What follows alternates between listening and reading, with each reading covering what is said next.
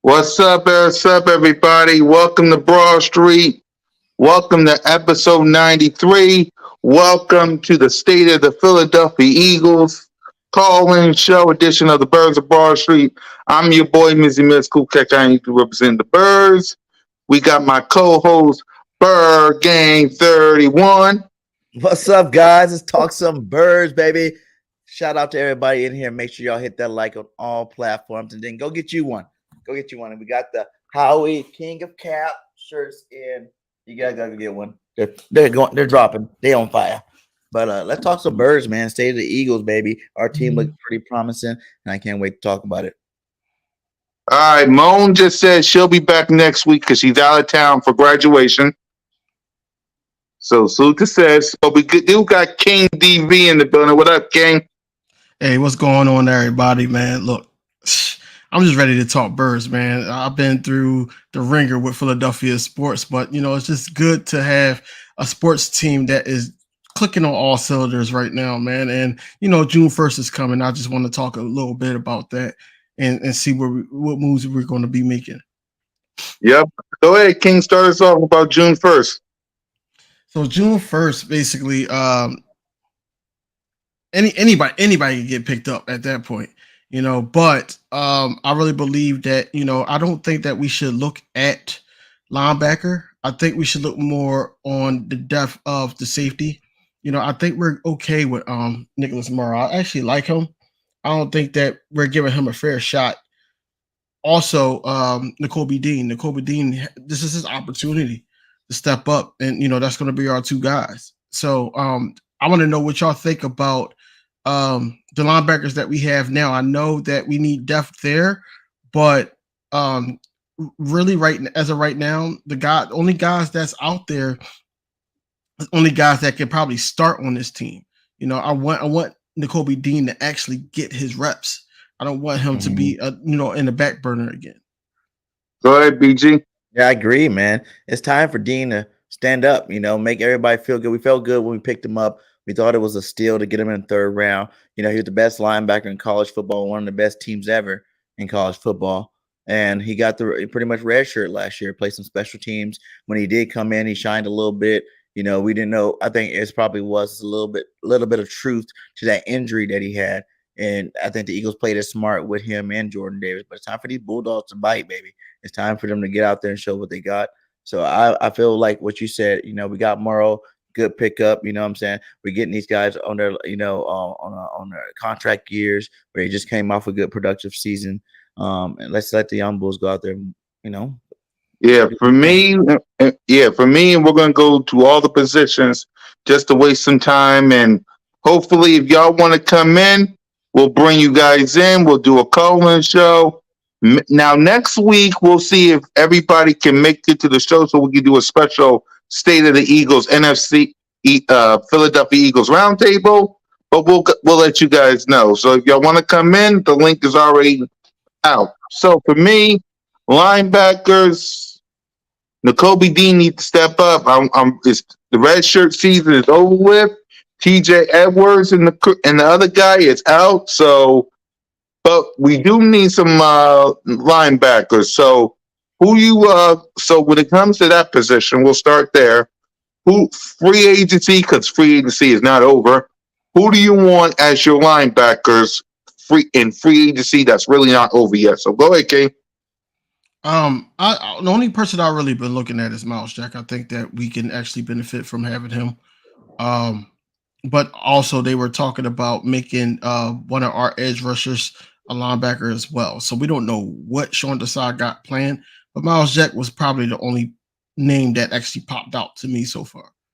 Yeah, free agency for sure. But I do like hearing about that Queen thing too. He'll be another young guy we can bring over and they can, really compete there at the linebacker spot. Because it's like, yeah, I think we're good. But at the same time, if you're going to get a better person, as long as you're that better person on the opposite side of N'Kobe Dean, then I'm cool with it. If someone, we get a Jack or a Queen, they come in and replace Morrow, then that's fine. But I really, like you said, we really got to see what N'Kobe Dean's going to do this year. Yeah, we gotta see what N'Kobe Dean does this year, and it is what it is. So let's go ahead. We're gonna break down each position for the state of the Eagles, Yes. and we're gonna go each position of the state of the Eagles, what we liked about the position, what we don't like about the position, and what needs to be upgraded. So let's start off. Uh, wait, Sean Desai, because we heard from him, we heard from Brian Johnson, we heard from the QB coach, King DV. What's your thoughts on the press conference we had with them? What you like, what you didn't like? Go ahead. I like everything that Sean Desai said. I didn't see anything wrong with what he said. It's promising.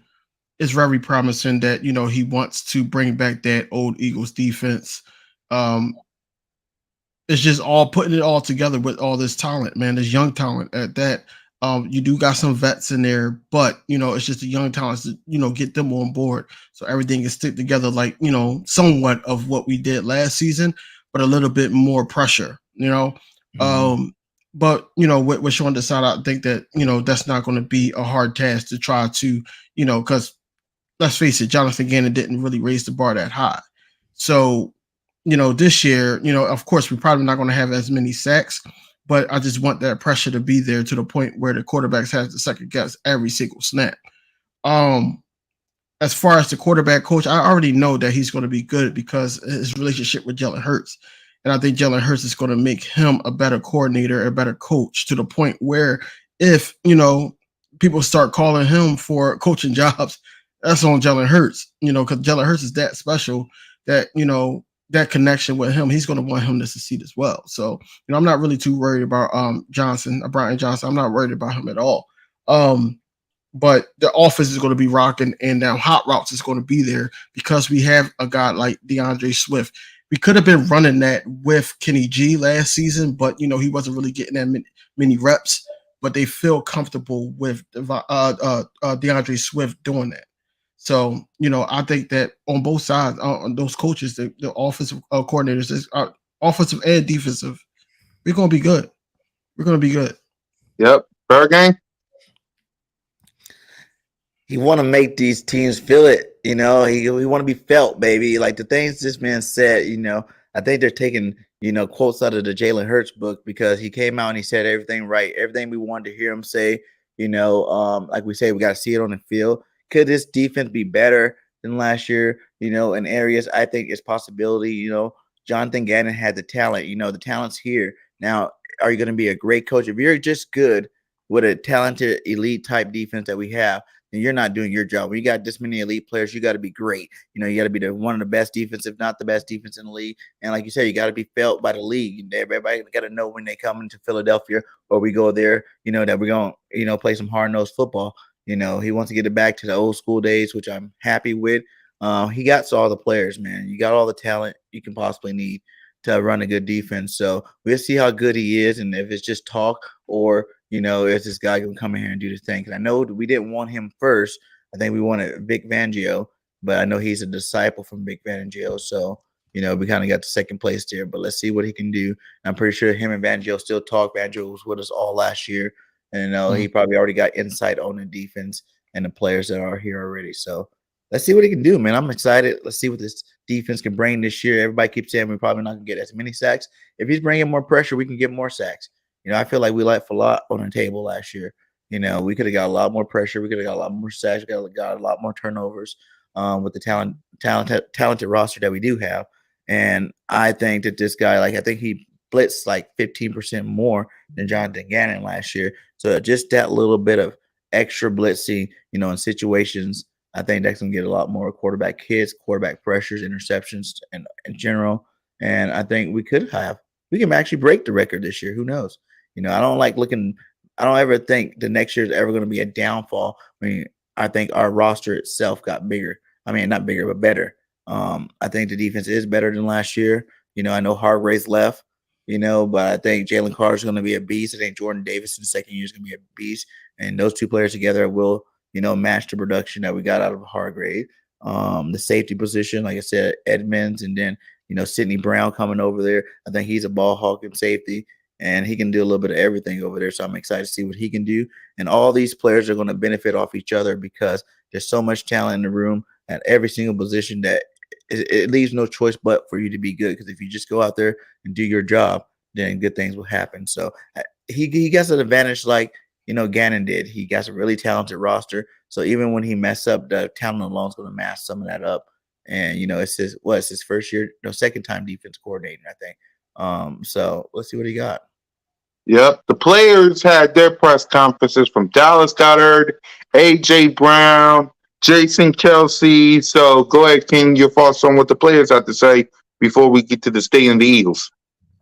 That part I didn't really get a good chance to listen to, but all I know is I know that they're going to come with the mindset that it's one goal, and one goal of mine is to finish the job. I don't think that it's going to be anything more or less than that. Regardless if we make it there or not, that mindset is going to be finish the job. And I think every single week we're going to see these Eagles give it their all. So with Jason Kelsey, AJ Brown, I don't have to question them. My question is the new guys that we acquire. The Edmonds and those guys, they have to hop on board. The rookies is going to be hungry anyway. Georgia dogs or Philly dogs is what we calling them.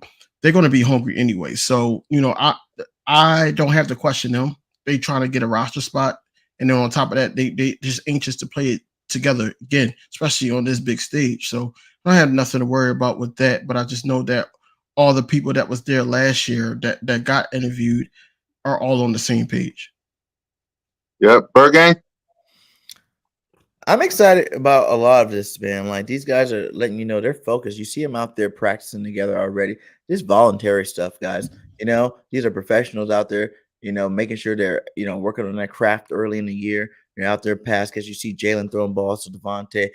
Throwing balls to AJ and Quez and Dallas Goddard. Man, the hunger. It sounds like he wants to come back and be even better than he was last year. He wants to be able to stay consistent this year. And I think, this is going to be a very big year for him, if he stays healthy. Dallas Goddard is one of the best tight ends in the league, straight up. And he's always been, to me, I thought he's one of the top tiers. He was kind of overshadowed when we had a Zach Ertz on your team. And, he's one of the best tight ends in the league. So he didn't get as much love. But now being the number one last year, you got to see what he could do having that number one spot. I think this year they're going to work him in that offense a lot more. So I'm happy that he's positive. He's been training. They all look a little bit bigger and stronger and faster. So hopefully they've been doing what they had to do out there so they can come back strong this year. You were And going to say on top something? of that, on Go that on ahead, that King. top on top of that, also BG, people forget that Dallas Goddard got injured, especially on that loss to the Commanders, and he was out for a couple weeks. If he stayed healthy all week, man, all the whole season, who knows? Who knows? We could have had 3 1,000-yard receiving, tandems with the receivers and the tight end. Yeah. So I think right now he's in a good spot. I don't think that we should be able to put him in a position to get hurt like that again. So I'm just anxious What do you guys think and about ready that? to Last year, sorry to cut you off, but last go. year you got Devontae, breaking the receiving record. You got Mhm. AJ breaking the yards records. How you think that's going to work out this year? Because I do, like you said, I think this year our offense is going to pull our team more than the defense. I think this year the offense is going to take that next step. You see what kind of step year 2 to year 3 went for Jalen. Imagine this step he's about to take. Like I said, they're already out there training and getting on point, getting on timing with each other. The running game, if Swift stays healthy, that's going to help them out. Dramatically. I like Swift. He's a good running back over there, and it's also another Georgia Bulldog. So the connection, everything's set up for a perfect storm for the Eagles to be the best offense in the league this year. And I just really think that Dallas Goddard is really going to benefit from that this year because teams are going to try to clamp down on AJ. Teams are going to try to clamp down on Devontae. He's going to have a lot more opportunities. And I want to see Quest come back in there too this year. But I want to know, do you think these guys are going to break the record again this year? Like, are they going to have their personal best again? AJ had his personal best season his first year. Is he going to break that in his second year in Philadelphia? And same with Devontae. He had his best season as a pro last year. Do you think they can come back this year and do even better? Yep. Honestly, my honest opinion, I really think that it's going to be a little bit lower because they're going to try a little bit harder because now we got a target on our back. Right now, you got San Fran, Kansas City, um, um, a lot of other teams, Dallas, of course, talking, smack to the point where they're going to come with their A game. It's not going to be really no playing around. They're going to try to fight through that fatigue in the middle of the game. Now, the whole purpose is that, our offense is a lot better to me. I think that, with our running backs healthy, we could beat anybody. We could beat anybody. Like I was just watching the Giants game from the playoff game, and we ran the ball well. All three running backs ran the ball well. Even Boston Scott, the Giant killer. So if we could get that production from the running game, what we were possibly missing from this Super Bowl, it's going to be very hard to beat us, and especially with Jalen Hurts running when he needs to run. I think he's going to be a lot more careful this year. But the receivers like AJ Brown and Devontae Adams, I mean not Devontae Adams, Devontae Smith. I really believe that their numbers are going to drop. They're still going to have a thousand, but their numbers are going to drop. It's going to drop because you got to be healthy. No, because I'm telling y'all, Quez Watkins is going to come out with a good year. He's going to have a huge year because he got to fire up his, what. So he's going to come out with a couple touchdowns. He's going to have like that out of the blue Nelson Aguilar career stat line. Whereas though that, hey, you got to watch out for him too because he can take off the top. It's going to be that. And he's been doing well in the OTAs. I just want to know how he's going to do in the training camps and the dual practices before I make that call. But right now, so far, so good. Yep. So let's talk about Quez Watkins because we have people, we have Philly, the podcast said that he heard that Quez Watkins has been looking good in camp and off-season workouts. So go ahead, King. How you feeling about what Philly said? No, I did see that, and it's looking good. Like I did tweet that it was my hot take that he was going to have a bounce back year. He was going to beat out the guy that we got from Atlanta. I don't want to mess up his name. What's up, Coach Lar? But yeah, I don't want to mess up his name. But he basically, I think he's going to beat him out. But the guy from Atlanta is going to be the fourth wide receiver, like Zach Pascal last year. He's probably not going to be a better screener than him. But I think Quez is going to, he knows the playbook. He knows what he got that chemistry with Jalen Hurts. I really believe that having him on the field, it gives him a chance to redeem himself, and then it gets the city right back, right on his side again. Right now we're just looking at it like, that drop in the Super Bowl, that sting. And I think that I gotta have that faith in him that he's gonna bounce back. If not, now we got receivers behind him that can actually step up. But for right now, so far so good. I want him to succeed. Yep. What up, Brent? What's up, y'all? Yep. Yeah, I like what you're saying about Quez. Like he used to be the third Batman. He used to be the skinny Batman. Now we're just like even Robin now. So he was fast Batman. He was fast Batman. He was fast. Yeah, fast Batman. My bad. Skinny Batman is Smith. Yeah. So I think we're shortchanging him a little bit too. Of course, there were reports come out that he had an injury as well. So even during the playoffs too. So I think we're shortchanging him a little bit. I thought he was really good when Jalen Hurts first started, like that year when we were starting those ass receivers and Quez and Rager and Ward. I think he was the one that shined in those three. Of course, he's not going to shine with Smitty and what's his name, AJ now. But I think we're shortchanging him a little bit. He's going to definitely have a bounce back season. Yep. Bergen? Yeah, I agree with it. And I think people need to It's funny how we always do this, like you have a drop in the Super Bowl, which is a huge, biggest game of the season, and you don't want to see your player drop, any kind of passes. But he's human. AJ drops passes. No one hates on AJ. Yeah, he does Smitty drops passes. No one hates on Smitty. You know, like they're good and they do make big plays too, but their opportunities come more than a guy like Wes Watkins. Like I think it was like kind of the Rager effect last year for him. He kind of even said it. His mental health wasn't even all there. Like he was kind of taking it kind of hard. He went from being the number, his second year, going from no catches, his rookie year, 6th-round draft pick, to the next year, you're freaking in the lineup, you're starting, you're making big plays, almost 700 yards. You're doing your thing. And then the next year, you go get an AJ Brown and Smitty. They both are breaking out. Plus, you still got Goddard on the team doing his thing to the point where you got pumped down the pecking order, and they're just expecting you to make plays when it's your time to make plays. And he just came off of being like a starter. So I think that kind of messed with his psyche a little bit. You go from low to high, back to low a little bit. I think, he was just tripping off that. So, Quez, he got things that you can't coach. That speed you can't coach. All he has to do is get it together. I think he's going to get it together this year. I think he's going to have a monster year. Monster year not being 1,000 yards, but it's still possible. Like he's the type of player you don't need to have 10 catches a game to have 100-yard games. You know what I'm saying? You can give Quez 3 balls, you can get 100. Like he's that type of guy. And with the pressure that they're going to be putting on Devontae and AJ and Goddard in terms of the receiving game, they're going to have to lock those guys up, man. Like, how are you going to double team all 3 of them? Quez is going to have a lot of opportunities this year to make some big plays, and I just hope that he is saying what he said. Y'all going to effing mark your words, bite your words of what you're saying about me right now, and I really hope that he goes out there and shows them, hey man, I am still here. I'm still fast Batman, and I deserve to be getting my shot, my love too, man. So.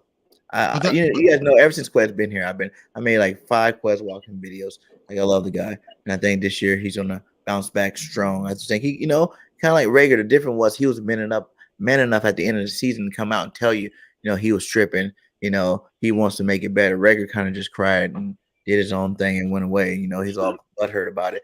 Quez knew that he didn't put out there good tape, and he wants to make sure he goes and gets some good tape out there this year. But BG, that's the thing though.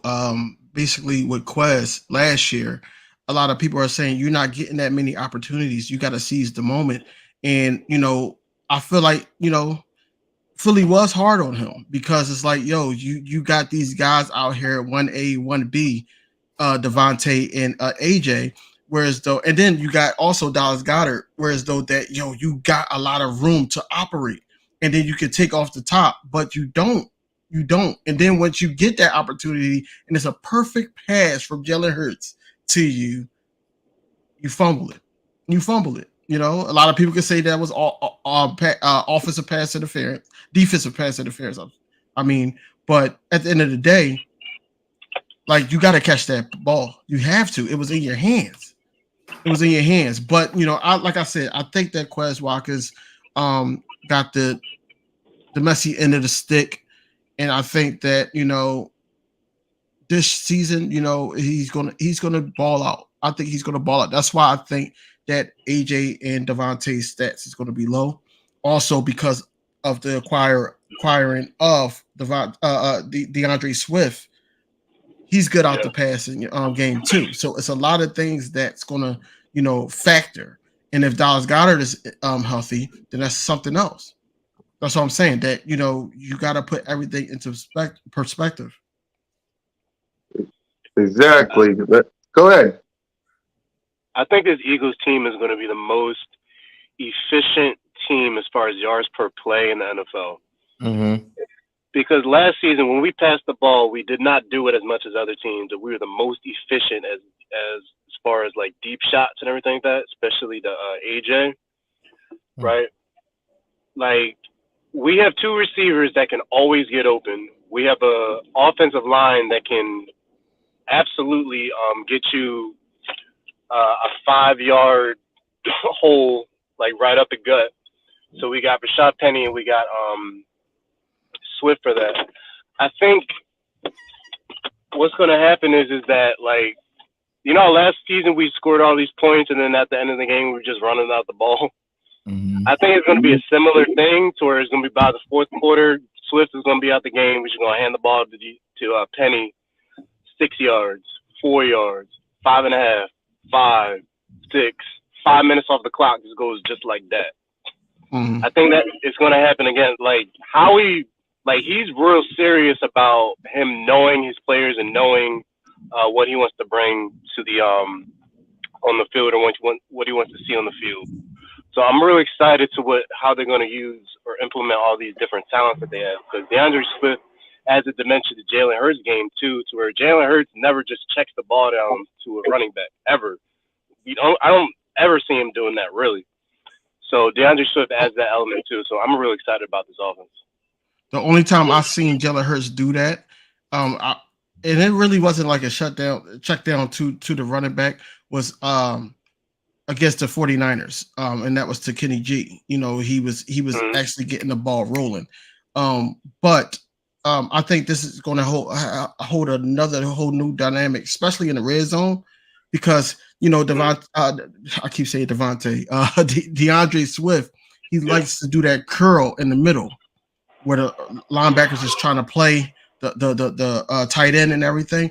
He likes to sit right in that middle, and then bam, that's a touchdown. Jalen Hurts is going to actually feed off of that. He's going to eat off of that to the point where, you know, it's not just the line protecting them, but it's all these weapons protecting them as well. And just like last year, though, you know, like I just think the real reason why the offense is going to get even better is just because of another year of Jalen. You know, like he's the MVP. I think he was the MVP. Forget Patty Mahomes. He was the MVP last year to me. I know he missed some games. He didn't have those stats, but like you said too, Prince, how we're going to be the most efficient per yards per play. You know, that's the reason. That's the difference. That reason why I even say Jalen should have been MVP. Jalen doesn't throw the ball as much as Patty Mahomes, but he still is very efficient. He had less turnovers, you know, more bigger explosive plays. It's like that to me is a better quarterback. Plus, you're adding on his running attack that he does bring every single year. People want him to stop. I want him to do you. It's not our job to worry about these guys' health. You play Jalen Hurts football, and if you can get better, you can run better, you can pass better, then you do it. If you want to run the ball 10 more times a game, I don't even care. You know, I'm not worried about that. I don't write those paychecks, you know. And I do care about his health to the point where it's like, okay, you don't want him to be a 5-year quarterback and out the door. But at the same time, Jalen's one of the smartest runners in the league. And when he's running, he's getting into the groove of things. To me, I think he needs to even sometimes take a hit or two before his passing game starts lightening up. You know, he likes to feel contact. He likes to get involved in the game. And then once he gets involved in the game, you see him take it to that next level. So I think that the sky's the limit for this offense. We can break every record there is. You know what I'm saying? We got the best quarterback in football to me. We got the best offensive line in football. You know, the best tight end, one of the best tight ends, at least top 3. I think we got the best receiver duel. There's a couple of them that you can argue would be a little bit better, but, you know, with the best receiving duel, especially if you had Goddard in there, we definitely got the best trio of receivers in the league. So, and we got some role players that I think are going to have an impact too this year. So, you know, the sky's the limit. Let's see what Brian Johnson does. You know, like you were saying earlier, like this guy knows Jalen Hurts since he was a little kid. He probably watched every football game Jalen's ever played. You know, he knows every big play that Jalen ever hit. You know what I'm saying? Like he knows it. And then now it's his opportunity. Like he said, he sat behind Shane. He was in those meeting rooms. He understands why, you know, Shane called the plays that they've called, but he was waiting for his opportunity. And now he got this. So now, like I said, put your big boy pants on. Get out there and let's make a show. Because there's also times last year, it's like both Shane and Gannon did some great things with us last year, but they still left us wanting more. You know, we were number 1 team in the second quarter, scoring the most points in football ever. But then what happened in your third or fourth quarter? You know what I'm saying? But Gannon, the number 1 sack, you know, number 1 in sacks. But what's up with, you know, giving up these yards? You know, so I think these coordinators can come in, realize only the couple of mistakes that their predecessors had, and come in here and ball out, man. Their first year, you know, and really make a name for themselves. So it's gonna be exciting. Yep. So let's go ahead and break down each position for the state of the Philadelphia Eagles. So let's start with the quarterback outside of Jalen freaking Hurts, but if you got anything to say about him, you can. But so let's start with the quarterback position. King, you first. Quarterback position. I do want to see the battle between Tanner and Ian Book. I think that, you know, that's going to be fun. That's going to be fun to watch. You know, Mariota is going to be the second string. You know, they didn't sign him for no reason. And also, actually, he's more of a vet than Jalen Hurts. So any pointers that he can give, but I think that Jalen Hurts is going to be healthy this whole season. But back to Ian Book and Tanner, I think that that's going to be what we're trying to see who's going to be QB3. So I'm excited about that. I think Tanner can edge him. So I'll just be focusing on that, especially in the open practice when I go. Yep. Prince? Any position or quarterback? Just the quarterback. We're starting off with quarterback. Cool. I completely forgot about Mariota. Like, he's been so quiet. He's been so quiet this offseason. But yeah, I am excited to see Tanner McKee. I've wanted us to draft like a solid quarterback just that we can groom and develop and everything like that. He's 6'8", he has good size on him, and I don't think his mobility is up to Mariota or Jalen Hurts, but I know that he can deliver the football, and I know he has some accuracy. So I think he'll stay with the Eagles for at least, let's say, 4 or 5 seasons, and then he's probably just going to go to free agency. But I guess, yeah, I'm excited for Tanner. That's all I got on the quarterback. Yeah. Burgang? It's Jalen Hurts show, man. I don't really care about none of these cats. For real. Like, I hope I don't have to see none of them except for the preseason. I don't want him to touch the field at all. Not even Mariota. And I like Mariota, man. I think, he got a bad rap, just his career didn't go the way he is. He made his money, but he didn't really get the talent around him and Tennessee to really succeed to be the main guy. But for a backup, I think that's a good pickup, a guy that, if Jalen Hurts does go down, he can kind of come in and play the same kind of game, which I think was a very smart move by the Eagles. But I kind of feel like Prince said, dude, I kind of wanted to get a rookie quarterback and just kind of build him up. You want to be that quarterback factory. Who said you can't be that backup quarterback factory that just goes and,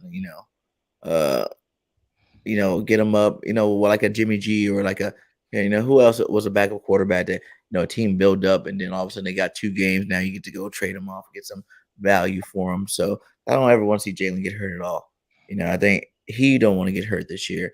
He wants to be able to complete a full season, without any injuries or any time off. So I think, we're going to see Jalen Hurts go through this whole season healthy, knock on wood, and he's going to be the best quarterback. We won't have to worry about this, but it will make some exciting preseason games. I think Mariota could put some points on. You remember when he was playing with the Raiders? He had that like one game that it was like a playoff right before the playoff game or something like that. And he came in and he lit it up when Derek Carr went out. So he still got a lot of good football left in him, but he's only a backup, and I just don't want to see any backups. And anybody behind that, I don't really know. Ian Book, I wanted to see, in preseason last year. I don't know if he even played last year in the preseason, but I don't really care about Tanner and Book and all these guys. I just want Jalen Hurts to do what Jalen Hurts do, and that's dominate this year. Yeah. I was a fan of Carson Strong. I don't know why he didn't pan out. I thought he was going to be good. Yeah, Strong. Well, what I heard about Strong is that he had the arm, but not the mechanics that they like. That's what I heard. Yeah. So let's go ahead to running backs. Go ahead, King. Man, this is interesting to me because at one point we were talking about Kenny G being the RB1. AJ Brown signed off doing it on Twitter. But then we signed 2 running backs, or we traded for one and signed one. Rashad Penny got signed, and then we traded for DeAndre Swift. And I'm like, does that make him the number 3 now? But the whole competition in training camp is going to be awesome. Who's to see who's going to be number 2, number 3, or number 1? Because any one of them could be number 1. Honestly, I in my opinion, especially behind this offensive line, I think Kenneth Brooks is going to be out because they love Trey Sermon, and I think they're going to keep him on the practice squad. Boston Scott, as of right now, I think he's going to be kick return. I think he's going to help out Covey if he makes the roster. But Boston Scott is going to be kick returning to somebody get hurt, and then we keep him in that running back rotation. Yep, Prince. I have a little bit of a rant. So, Let's DeAndre go. Swift, DeAndre Swift was traded from the Lions, and Mm. all the Lions fans are kind of excited and everything like that. If you ever actually watch Jameer Gibbs cannot break tackles. Mm. He can out juke you. He can get around you. He can get the corner. He cannot break tackles because he's only, what is he, 200, 199 pounds? DeAndre Swift is what, 230, 225, something like that, but he's still agile. He can still hit the home run play. I think people are sleeping on DeAndre Swift so much because of what the Lions did in the first round. I think Jameer Gibbs is going to be good, but he's not going to be DeAndre Swift. I don't think he's going to be that. The only way he can be that is if they put him to where he just has open grass all around him, no defenders in his vicinity, to where they can't get arm tackles and stuff like that on him because he's going to go down just on arm tackles. DeAndre Swift, he can really cut through the hole and really has that agility in the open field, just like Jameer Gibbs does. But as far as I'm excited to see who's going to be the third down running back. Is it going to be either DeAndre Swift or is it going to be Gainwell? Because I don't think it's going to be Penny. I think Penny is going to be that first down, second down, get you 4 yards, 5 yards, so you don't get in the third and long situation. But when they do get in third and long situations, they need that receiving back, which I think Gainwell and DeAndre Swift will be. But like you were saying, I don't think Gainwell is ever going to be the number one. You said all three could be the number one. I think it's going to be either Penny or Swift. But I don't even think Penny or Swift's going to get the majority of carries. I think it's going to be Penny getting at least like 10 to 13 straight running. And then it's going to be Swift getting like, let's say, maybe like 6 and then 5 or 4 passing, something like that. And then Gainwell's going to be in the back end. So I'm excited for this running back trio that we got. 3 at Yep. Third game? I know you guys are probably gonna be mad at me, but I miss Booby already. Still, I do. You know, I miss You miss Booby. who? He's gone. Okay. You know, he's in Panther. Oh, Miles. Yeah. But you know, I really think this is Swift's job to lose. I think Swift, if stays healthy with this offensive line and talent around, you know, the quarterback being a mobile quarterback. You know, he said he haven't had one of those since he was little. You know, he's from Philadelphia. Like I watched his recruiting video that he had. I didn't even know he had one in Philadelphia, running the streets with the people. You know, and that was sick. And I was like, whoa, I didn't even know he was from Philly. So, and he got all your Georgia Bulldogs. So I think he's gonna come win. He could probably have the best, you know, season he's ever had as a professional. You know, and I think being back at home with, you know, familiar faces, I think it's his job to lose.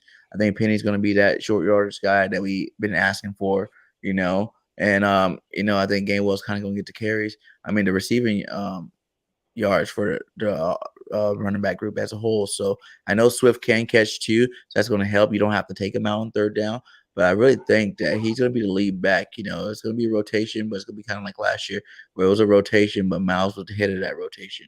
And I think Swift's going to be the head of this rotation. And he's going to get over 1,000 yards this year. You know, all he has to do is stay healthy.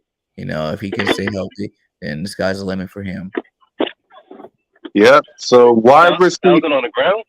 My bad. Yeah. No, you got Okay. go ahead. My bad. 1,000 on the ground? Yeah, I think 1,000 on the ground. Like, how much did Williams last year when he was sharing with Williams?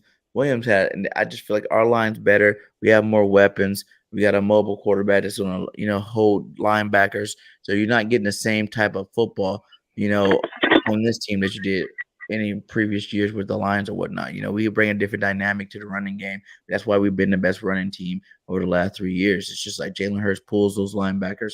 He stresses out these guys. Our offensive line make massive holes. And I think those two things together, you know, even our receivers and tight ends, they pass block. I mean, they run block pretty good. So I just think Swift hasn't had this talent around him, and he's gonna be even extra motivated to be back home in Philly to running that football. And I think he's gonna get over 1,000 if he stay healthy. Yep. So let's get to wide receivers outside the normal one. So go ahead, King. Wide receivers. I am interested in Rambo because of the chemistry that he had with Jalen Hurts in college. Also, Joseph Nada. I'm actually happy that we signed him. I just want to see him make the roster. Couple receivers that I think is not going to make the roster. I don't think Covey's going to make the roster. I don't think Greg Ward's going to make the roster. We seen what we saw from him. I don't think he's going to get any better. The offensive coordinators and the coaches do not see anything to put him on the field at any time. Devin Allen, I think he's going to make the practice squad because of his speed. They still try to develop him catching wise. So I think that's going to be one of those things. But overall, I think the receiver, we're set. We're set at receiver. I don't think that we need to bring anybody in unless it's Deshaun Jackson who wants to retire an Eagle. If you want to do it this year, we could do it just for the one day. He'd be a punt returner. Get him. No, not the play and not the play. I don't want him to play. I want him to play. I love him. He's going to get hurt. He's going to get hurt. Remember that one year? No, when you try to make him a starter because he wants to be a starter is when he gets hurt. Like he ain't no starter no more. No. 2 long balls a game, and you're my punt returner. Sign him for one day. No, sign him for one day, and just retire his jersey, and we clap, and then we go ahead about our day. Like don't put him on the field. Do not put him on the field. No, because he's too old right now, and I know he in his mind he still got it, but his body gonna say his body gonna say no, regardless of what he does. In the fourth quarter, everybody's tired. You bring him out the bench to hit that nice home run. And then when I've been clamoring for him to come back since he left the first time. Might just come back, Chip's gone, man. He came back. I know he came back that one time. He had a deep pass. And then we didn't see him come out. Every time he played when he came back, he had like 20 yards. He dominated. DJ, my man, but no. He only played like 3 games, but he dominated when he did play. And now he don't have to be the star no more. He was still coming back to be the star then. He don't need to be on the field no more. He don't. Imagine you got guys. Deshaun Jackson, you got 4 receivers set. AJ Smitty on the outside, Quez and D Jackson on the inside. Woo! That'd be amazing. France. You know what they need to do in the fourth quarter? They need to do when it's like a blowout or something like that. They just want to see if he can go to open. Just put Quez on one side and just put D Jackson on the other side. They can't do two. They can't. You're gonna have to. You can't double both of them. Right. So it's either whoever just gets open, just hit you on the go route down the field. That's what they should do. Yeah. He'll get a couple touchdowns like that. Yeah. He come back. You got my vote. I'm gonna go talk to Howie and see if he can get on the line with him. You know what I'm saying? Hey, Howie, go bring him back veteran minimum. You ain't getting no money. You got enough of that. You ain't getting no money from us. You already got us. I think number 10 is taken though. He just needs to retire. Just retire. Yeah. France, wide receivers. We basically said all of it. I'm looking forward to Lamade Zacchaeus. I think that's his name. He has a relationship with DeAndre Swift. They went to St. Joseph Prep together. So I think he's going to do really good, especially in the slot. And now I'm hearing this isn't wide receiver related, but it kind of is. Goddard is working out with the slot receivers. He worked out. Yeah, add the tight ends too with it too, since Yeah. So I'm excited to see what Goddard is going to be doing on the slot because he's working with slot receivers. But it's a little off topic. That's all I got for receivers. Yeah, King, go ahead and talk about tight ends with the receivers if you want to. But Dallas Goddard is one of a kind. He's top 3 tight end behind. Even if you want to put him behind Kittle and Kelsey, but he's up there with them. So it's not really too much to say about him. I do want to see more of Calcaterra and Jack Stoll. I do want them to. Arnold. Jack Stoll. I really believe that he's more of a blocking tight end. He can help in that regard. As an extra lineman almost. So I'm just excited about that. I think we're good at tight end. We don't really run a lot of double tight end sets, really because of the legs of Jalen Hurts or the running game that was working. So, I just want to see how they're going to use Stoll. And what about the new guy from Jacksonville's tight end we just got? Dan Arnold. He's good. Yeah, he is. Yeah. Don't sleep on Arnold. He's good. I think he's our number 2. I don't even think Jack Stoll or Calcaterra is going to even have a chance Oh to beat him this year. wow! You Yeah. think he leapfrogged them? Yeah, he put He in gotta work. learn the playbook though. He's proven already, though. You know what I'm saying? Like he's actually But he had. still gotta learn the playbook though. That's not hard, man. You play football, you play football. You know, like everybody always want to talk about the learning the playbook. As long as you hear in the off season, you got all the training camp, you gonna know the playbook by the time the season comes. You know, like unless you're slow or something. You know what I'm saying? Like this guy, I'm not worried about him learning any playbook and fitting in or whatnot. If you go out there and you make plays, he's not the big body guy.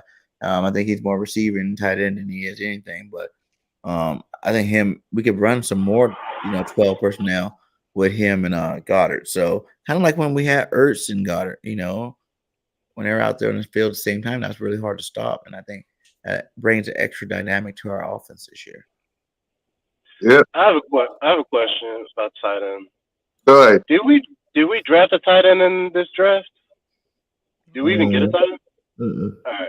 Do y'all think that we should have got what's his name from Pittsburgh, Darnell Washington?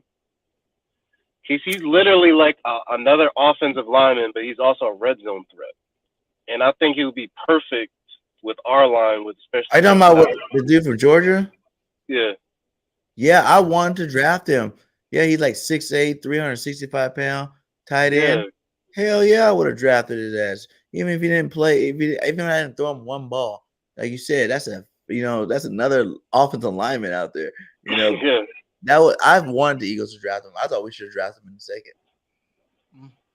I don't know. I guess they're just really comfortable with the tight end position, I guess. I thought that we needed one because I can't rely on fucking Tyree Jackson. Like, come on.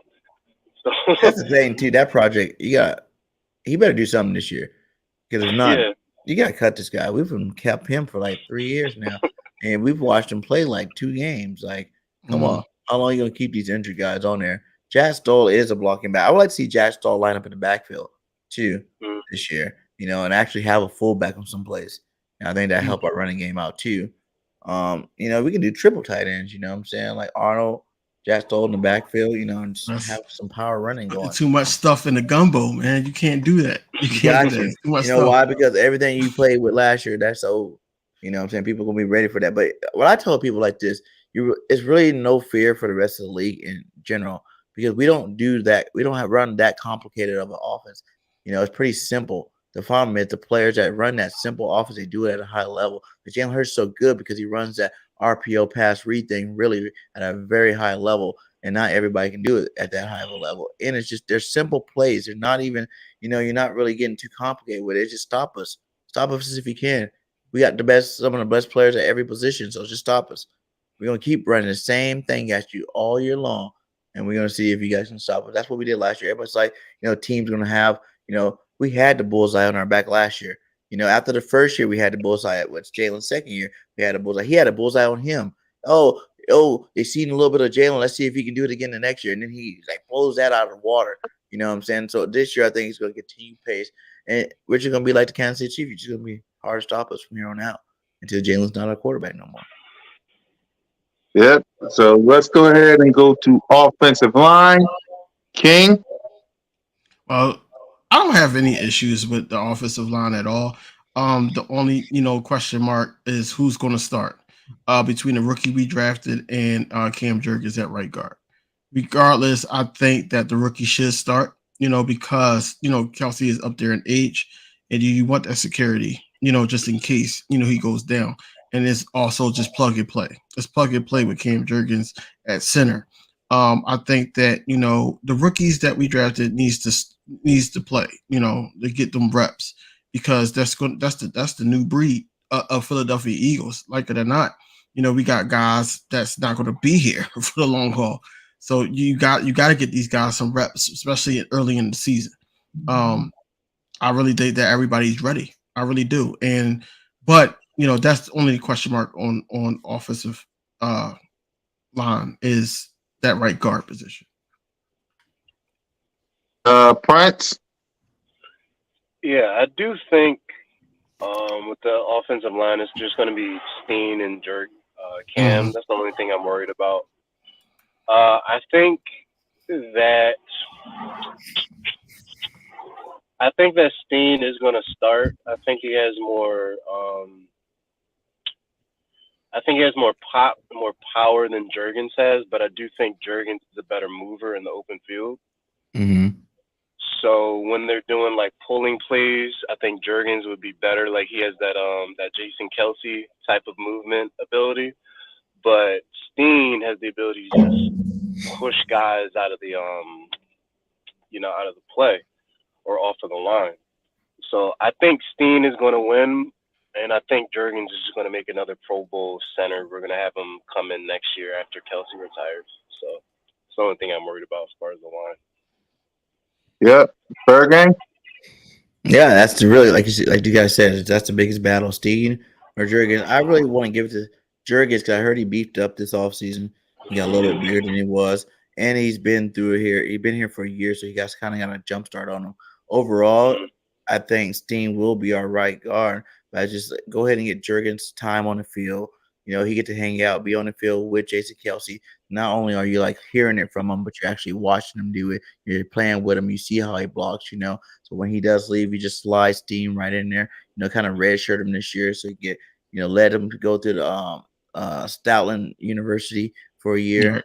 And then next year he even be better than what we think he can be right now. You know, he went to Alabama. Stoutland already knew about him. You know, Stoutland almost went back to Alabama, you know what I'm saying? So he knows about this kid. And he's gonna be a good guy, man. He's gonna be good. He's more physical. He's more your run blocker, and then Jurgens more your pass blocking. You know, if he plays for right guard. So I would say give Jurgens if he got bigger like they say he did. Go ahead and give him a shot out there. You know, he's earned. He's been around the team for a year already. Let him go get some PT, and then next year when he slides over to center, you go ahead and just slide Steam right in there. He'll be polished and ready to roll.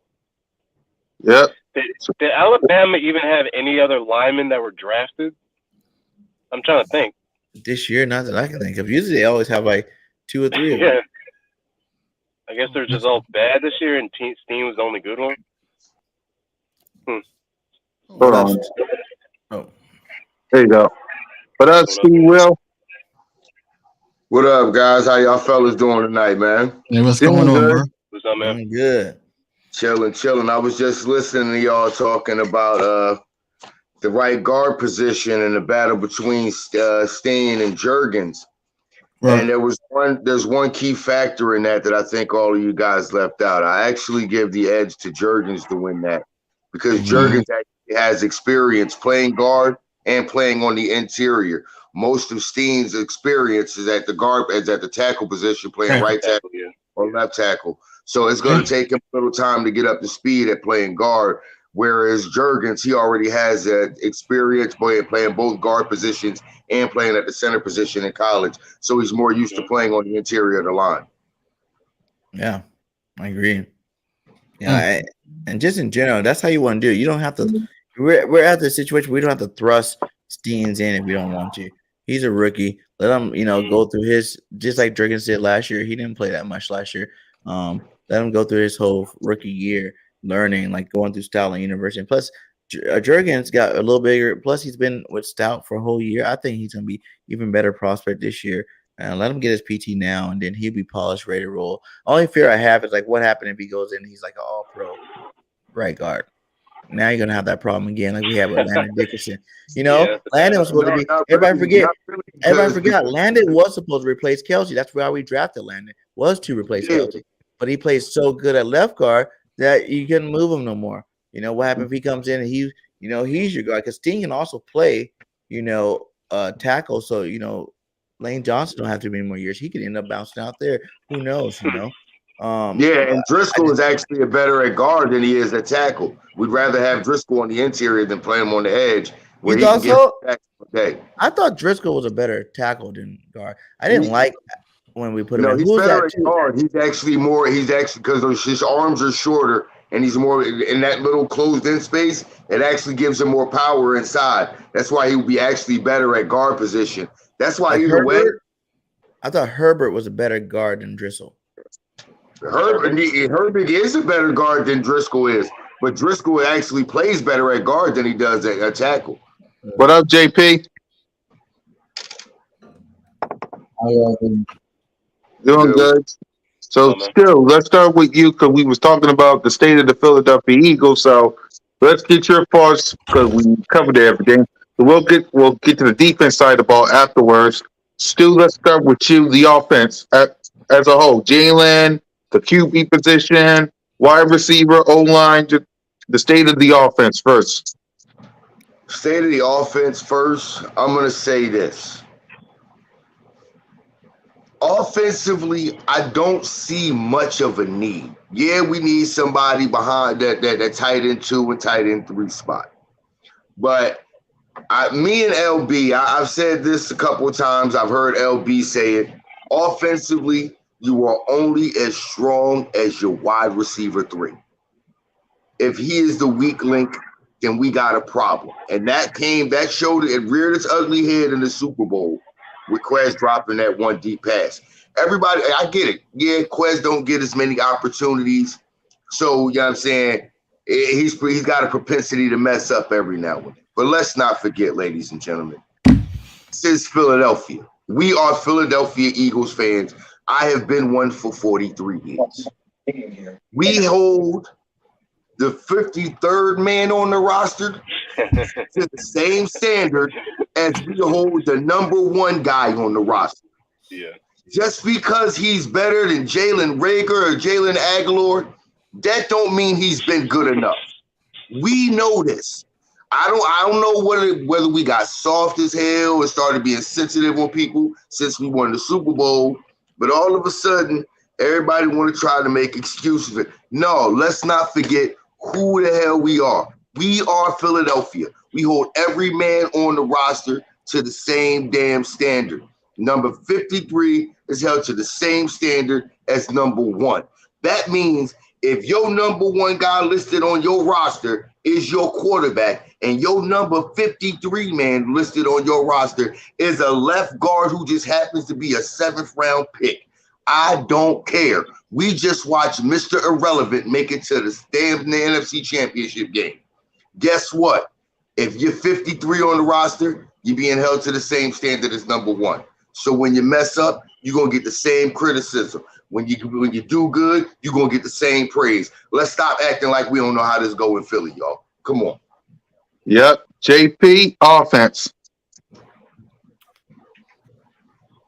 Only concern I got is the running back position because all the guys that we have apart from Kenny Gainwell, Rashad Penny and DeAndre Swift, they like have a history with injuries, and we don't know if they can stay healthy for a whole year and put up productive numbers for a whole year.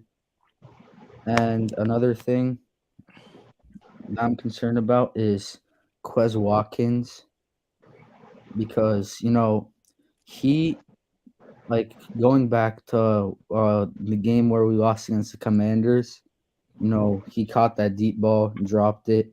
He had many times where he effed up. So those are like my only concerns. The rest, I say that we're good. Maybe the O-line, because we're getting a bit old there. But other than that, we're fine. Yeah. CJP, I kind of disagree because, like I said earlier, Quez Watkins got a fire under him right now because the signing of Rambo, the signing of Nada, the signing of Zacchaeus. I think that's going to put a light right there. Right, that's the main one. But see, they're going to be better. They're going to be better for 3 and 4, bro. But I think that he's going to come out and ball. He's really going to have a breakout season. That's my hot take. I tweeted it. As far as running back, those running backs that you're naming and Penny and Swift, they didn't have a line like this. That's going to keep them healthy. They didn't have Penny did. Penny did have a running back that was actually being able to scramble, do RPOs, things like that. But at the same time, Seattle didn't have a line like this. I really believe that these guys can last. And if they don't last, we got people. You still got Kenneth Gainwell. He did well in the playoffs, not the Super Bowl so much. Then you also have the Giant Killer. You got Boston Scott still. and then you got Trey Sermon. You got certain guys that's going to go that can get you some yards on a game, especially if the ball is in Jalen Hurts' hands. They're going to play the best edge rusher or the linebacker, so they're going to play off of them. They've been doing it all last season. So I think that these guys that's injury prone, so say, quote unquote, I think that they benefit for being on the Philadelphia Eagles more than sitting up there saying that they're going to get hurt and then it's going to be another wound to the Eagles to the point where we don't have that running game going. I think they're going to be healthy enough to get us to where we need to get to. We had the same running back room in the Super Bowl. I really believe that we win that Super Bowl.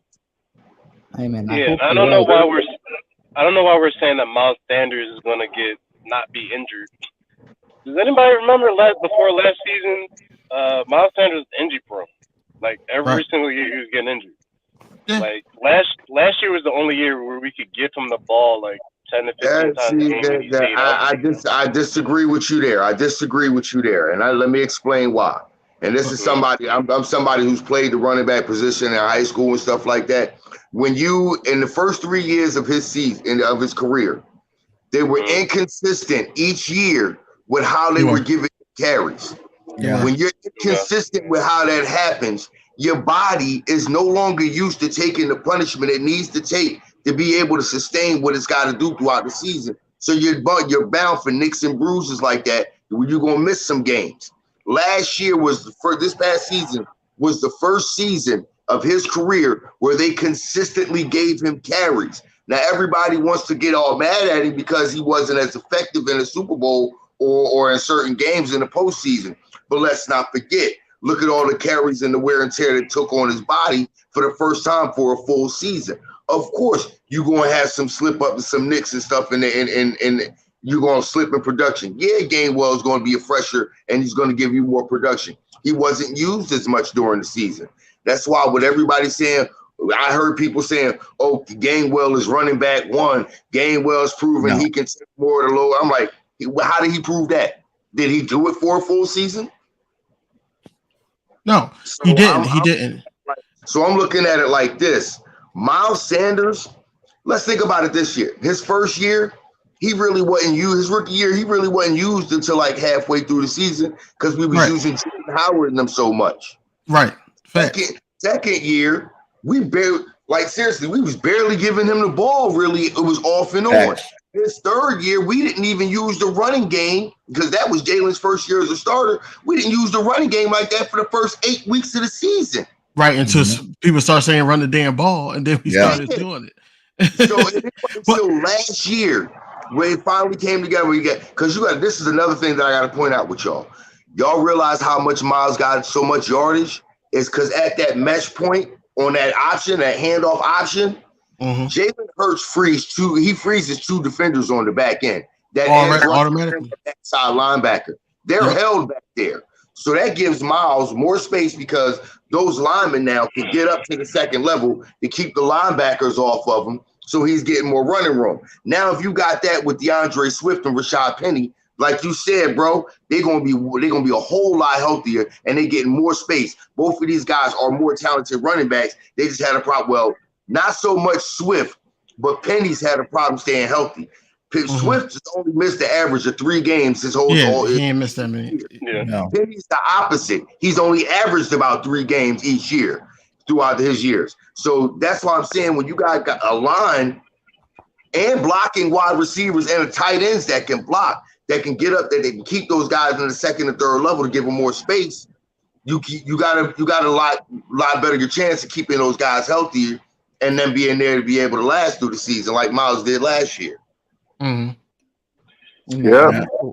to what you said. Here's my question though. Is Miles Sanders what is Miles Sanders though? Is he a top 15 running back in the NFL? Yes. He is? Yes. I realized last season Miles Sanders was 6th in rushing. I was saying talent wise, yes. Stats no because how we were using them. You think so? He's a top half and the end running back, or talent wise. If used properly on a year-to-year basis, Miles Sanders can prove to be a top 10 running back in this league. That's how talented he actually is.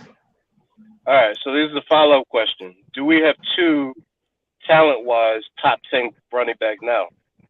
We have one. We have one. But I know DeAndre is a top 10 talent at running back. Y'all wouldn't say Penny is.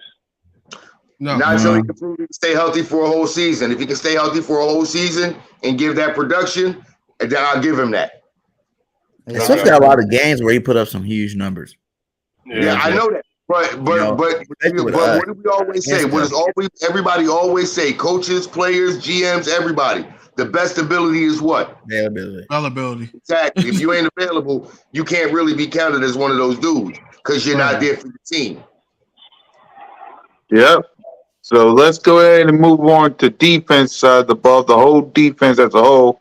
King, go ahead and break down the defense. What you like, don't like, who needs to be. Go ahead. Like I said, I kind of touched on it earlier, man. What I don't like, I'm gonna just start there first, is the depth of the linebacker and the safety. I don't like that at all. I do like Morrow. You know, I don't think he's TJ Edwards, but I do like him. Nakobe Dean needs to get reps. He needs to get those touches, man, because, you know, a lot of people passed up on him in the previous drafts, and, you know, they was talking about his pec and everything like that. I just want him to prove people wrong. I know his size is an issue, but I think that, you know, him playing with his guys again, I think that, you know, he would, you know, be able to, you know, capitalize off of it. You know, that's what I believe. And they said that in Georgia he was like a leader. So I'm looking for that for him, especially on the field. You know, but you know, the linebacker position, I don't want to see Sean Bradley out there. I don't want to see none of those guys out there. I need some guys out there that's going to hit. I need some guys out there that can play the passing lanes on a tight end, and also, you know, I don't want them to be a Kaiser White, whereas though he proved it in the regular season that he could do it, but then in the playoffs when he go and gets a Travis Kelce, he can't even contend it. Like, you know, he can't even like try to swat the ball down. You know, that first half killed us with that. You know, I'm still not over that loss, but the linebacker position that needs to be beefed up a little bit, and then also the safety position that needs to be beefed up. That really does, because we don't know, injuries coming into play. That's a part of football, and I just don't know. You know, I love the guy Sidney Brown that we got, but you know, that's the backup Reed Blankenship. You know, right now Reed Blankenship didn't have a great OTAs, but you know, I think that, you know, down the line, training camp, also the dual practices, I think that he would be okay. But I'm just worried about the other side of the ball, other safety. Whereas though that we need somebody back there. That's why we was rooting for Buda Baker to be an Eagle. That's why we was rooting for these other guys to come in, so we know that, hey, if this guy go down, we got backup. You know, tired of seeing Kayvon Wallace out there, and we just need the security. You know, Philadelphia needs that security, man. We don't need Slow Shield. We need somebody that, you know, that's going to be able to, you know, hold it down for the city. Yep. Still, I look. All right, I'm gonna say it like this: defense. If this defense stays healthy, now you're right. Linebacker depth is a problem. And I was thinking about that earlier. I was thinking about maybe post June 1st, we get a little more cap space. Maybe a Patrick Queen trade is possible. We talked about that earlier. I'm saying something like that. But as far as the safety position, the reason why I'm really not worried about that as much is because, one, we got Blankenship, we got Brown, we got Evans, we got Edmonds. And at the same time, Avante Maddox can jump back there at the safety position and rotate back there. And with the secondary as a whole, seeing as though not just who we already had, but what we did, bringing in Ringo, and then with the undrafted free agent guys like Eli Ricks, Mekhi Gardner, stuff like that. Those guys, bringing in Greedy Williams. How about to say, don't forget about him. Yeah, not gonna forget about Greedy Williams, Josh Job, Jobe too from Mario, Alabama last Josh year. Jobe, and Mario Goodrich. I'm not gonna forget about those guys. Zach McPherson. A lot of those guys are interchangeable. You know what I'm saying? You can move those guys around in different spots, and some of those guys you're gonna actually see them in the size system. You're gonna see some of them guys come down and actually have to play that joker linebacker role, to where they can cover a tight end, come down to cover a tight end, or help in run support, or they're dropping back in some coverage or covering a linebacker out of the backfield. So it's really, for secondary as a whole, I'm not worried about that. So basically what I'm trying to tell y'all is this. I want y'all to really focus in on this very key fact. We are now, at this particular moment, deeper and more talented of a team than we were the year we won the Super Bowl. If this entire team, especially defensively, stays healthy, we're not just a problem for the NFC East. We're a problem for the NFC and a problem for the NFL for a whole. And if they stay healthy, God help them all.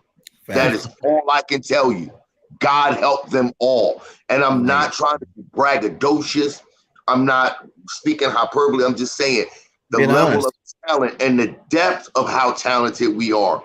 Do you realize we are at least 7 to 8 men deep just at the defensive tackle position, and at least 6 men deep at the defensive end? Yeah.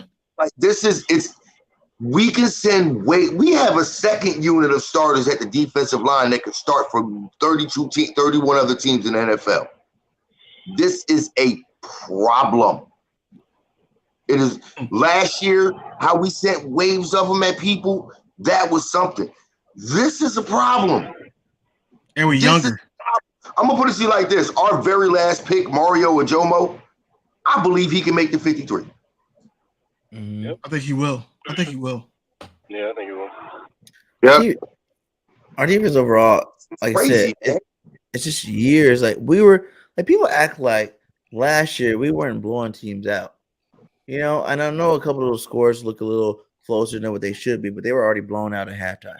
You know, we had backups playing in 3-4 games. Like our team was dominating last year, like you said, Stu. We got even more dominant this year. You know, younger, bigger, faster, stronger. You know, we got players that there's question marks about, but so much talent. We got this much talent in your roster. One guy usually is even for Chauncey Gardner-Johnson. 6 interceptions, led the league. He's out a lot of the season at the end, but anybody can really do that when you got that much talent around you. You got 3 of the best cornerbacks with the trio, and one of the best cornerback trios in the league. When you talk about Maddox, Slade, Bradbury, you got one of the best defensive line leads. Those linebackers and those safeties, man. And I really think this year we're gonna do a lot more 5-2-3-4 fronts, because I don't think we drafted Nolan for no reason. I think he's gonna get a lot of playing time this year because he's pretty much the same thing that Reddick is. He's the same type of linebacker. So why not have them both on the field on opposite sides? He's actually better in coverage too. Yeah. So why not have him out there? Jordan Davis is going to be a beast this year, guys. Don't let anybody sleep on you. And I even people would even be shocked because I hear people talking about, by middle of the season, Carter's going to be starting, but I wouldn't be shocked if Carter is just a rotational piece this first year, and Jordan Davis is that dominating this year, or if Carter comes in and takes over Fletch's spot, depending on how Fletch want to play this year. Fletch played some good football last year, but he is getting up there. So, but we got too much talent, man. This defense is going to be great this year. Like I said, I think it could even be better than last year. It can even have more sacks. So we can actually break the record and have some games left. It's a talent level. Even at the cornerback spot, you just named off Joe, Ringo. These are some nice young prospects that haven't even touched the field yet. We already know what the guys that are going to be playing doing. Greedy Williams. Everybody like Greedy. I just think this team's even, like you said, just leaps and bounds better. And I know it's a new defensive coordinator, but it's the same. A lot of these guys played with each other last year. You already understand it. Then you got these guys that, they might not play on our team last year, but they play with these guys that's going to be starting this year. So they already got a feel for that. So it's going to be dangerous out there. I think we're the best team in the league. I really do. I don't think there's another team that's deep, talented wise. From quarterback on down, man, we're the best team, hands down. I think we were last year too. We fumbled in the Super Bowl, but we went to the Super Bowl.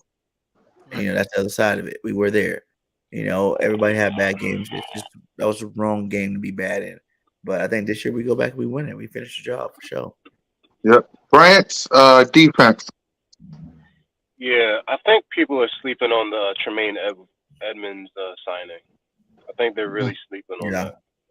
If you watch that Pittsburgh game, a lot of those deep passes where AJ was just killing everybody, like that was Fitzpatrick fucking up on a lot of those deep passes. Yeah. That even though Edmonds was in the vicinity, but if you watch one of the deep passes where it was just Edmonds and AJ, Edmonds broke that shit up. AJ could have had like 4 touchdown passes, but he only had 3 that game. He could have had like 4. All right, but one of the one-on-ones, Edmonds actually broke it up. He has plenty of speed, and he has plenty of speed in order to get into the passing lanes with the tight ends or those over routes. So I think he's a major underrated signing. He only signed here for 1 year, but I think they're going to give him a multi-year deal.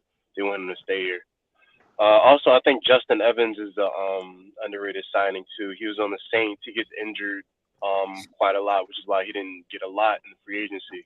But he's a really good coverage safety. So I think we have our in the box safety with Edmonds, and we have our coverage safety or veteran coverage safety in the back that can help out Sidney Brown, who's one of my favorite picks. But as far as this defensive line is concerned, this defensive line is fucking ridiculous. Like they have, like those run packages that we're gonna have. Like you have Carter, Davis, Milton Williams, Brandon Graham, Josh Sweat, Hassan Reddick, Nolan Smith. Like who's running on that?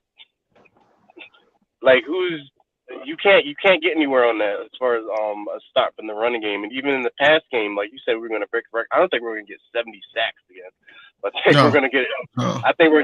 I think we're gonna get close to 60 though again. The closest team to that was the 49ers last year, and they had I think it was like 55 sacks, something like that. Ridiculous, like 15 sacks away from us. So I think we're going to be at least top 1, top 2 in sacks again. And the linebacker position, I'm not really worried about the linebacker position. The Eagles never really invest in the linebacker position like that, even in our Super Bowl year. So I think Nakobe Dean, he's going to be at least average, which is all we need. And we just need somebody who's just not going to blow assignments and blow coverages, which I don't think our linebackers are going to do. So this defense is straight. We're going to be top 5 again. I'm just saying that they say what they say they're going to do, bring more pressure. That sack thing, like that's talent, man. Like we keep saying, we don't think we're gonna get there. We don't think we can get there again. That those guys that was their first year playing together. We only lost one of them. Now imagine with them knowing what they can do. I think that we can break the record. We lost more than one though. Like we lost TJ. I'm talking about because I just seen a real goofy question in the chat, and it made me laugh because obviously. Landlord of Wakanda wasn't paying attention last year. He asked the question, said, are we going to beat a team with an above average quarterback this year? Wow. It's been 2 years. I have a question, y'all. Trevor Lawrence isn't Trevor Lawrence an above average quarterback? Facts. Whether you like it, whether y'all like him or not, Jared Goff and Kirk Cousins, they're above average quarterbacks. Facts. Aaron Rodgers is an above average quarterback. What, Landlord of Wakanda, do you pay attention? Do you know ball at all? Come on, bro. Like, really? You asking questions that the answers were already right in front of you. Like, I don't get that. He plays in front of us, man. Like, and everybody, most of these stars, there's not too many real shitty ass quarterbacks out there if you want to be technical. That start whether people like to admit it or not, Kyler Murray is definitely an above average quarterback. Yeah, he is. I think he just had it hurt. Yeah. Yep. So let's go ahead and address special teams. Yeah, because that's something we really got to address on this show. So Stu, we're going to start with you because I know you got a lot of things to say about that. So start with Stu. What we going on? The unfortunately despicable special teams. Ooh. I smell popcorn. I don't know, Babs. I don't know why you smell popcorn. But the special teams, man, look. I don't know why we ain't been using Boston Scott in the special teams like we used to before last year. Yeah. Why Boston Scott ain't in there? Now, I'm sorry. I love Britton Covey, but my nickname for him is Crash Test Dummy.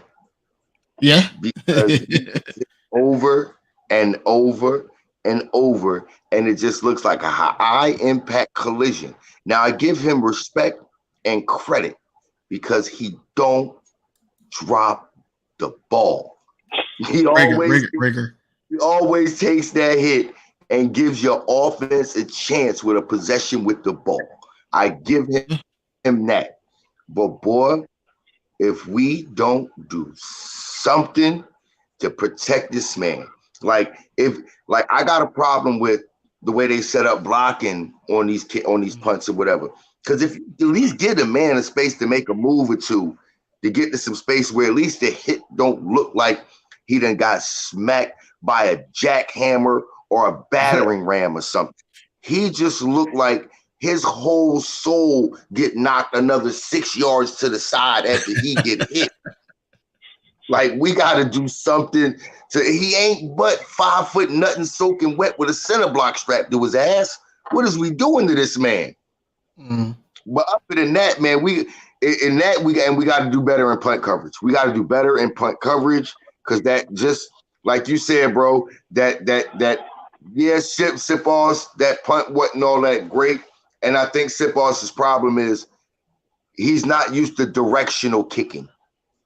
I don't think he's good at directional kicking yet. But you got to think that was only his second year as a kicker in the league, and that's not. I don't think that's something he worked on a lot. But that was bad. But we just got Legatron too. Legatron, that boy got some nice film. You know, I've seen some of his problems. He got some shanking problems too now. So I think that's where the battle's going to come between them two. Who's going to shank it the least? Mm-hmm. Yep. So as far as Jake, I give Legatron credit though. If Jake Elliott go down, we got another kicker. Because he's a kicker who can do kicking too. He's a good kicker for sure. He did both of you there, K-State. Brent? I mean, if we have a working punter and we have a working kicker, I don't think it's that big of a deal. But we do need to block. I don't know what the fuck is going on that we can't block for Covey, like you were saying. I don't know what that is. I don't know if we need another coordinator. I don't know what this is to where it seems like, is anybody in the league as bad as us at covering? Like, what is going on? It's like we put the best team together on offense and defense. With special team, we're like number 32. And what is that? So I don't know if Howie's going to do something to where he gets like how they hired what's his name, Patricia or whatever, to be like or Vance Joseph to oversee some stuff. Yeah, consultant. So I don't know if Howie's going to do that, but it shouldn't make any sense for us to be number 1, number 3, and then number 32. That's too much of a drastic. Yeah, you got at least be 15. You know, y'all know why Patricia was brought in, right? Why? Because we faced the AFC East this year. Yeah. Okay.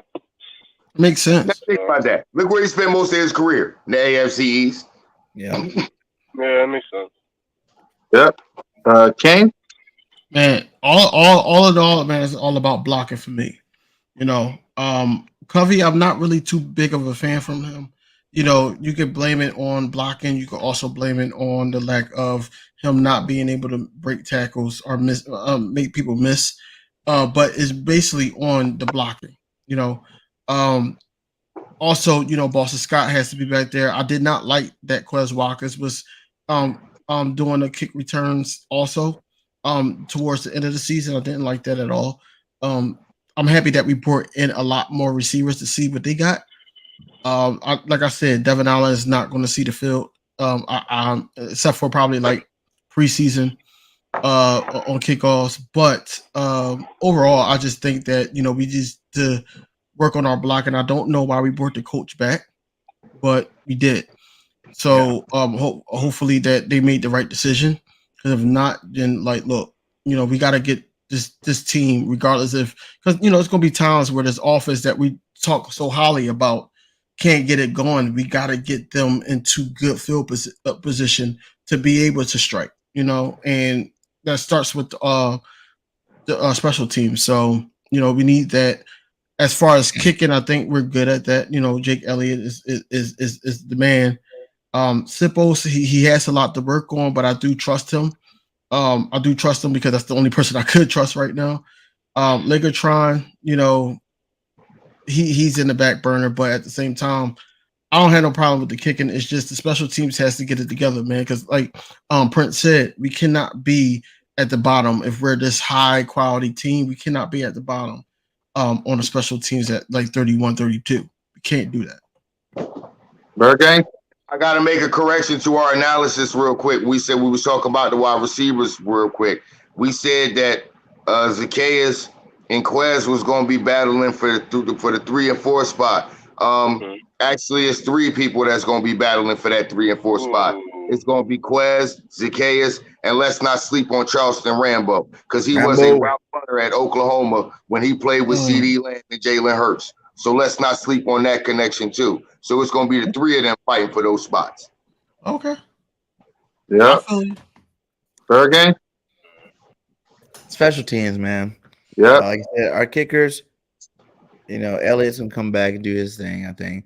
You don't have to worry about him. Sippos, you had a down year, but like I said, I want to see what Legatron.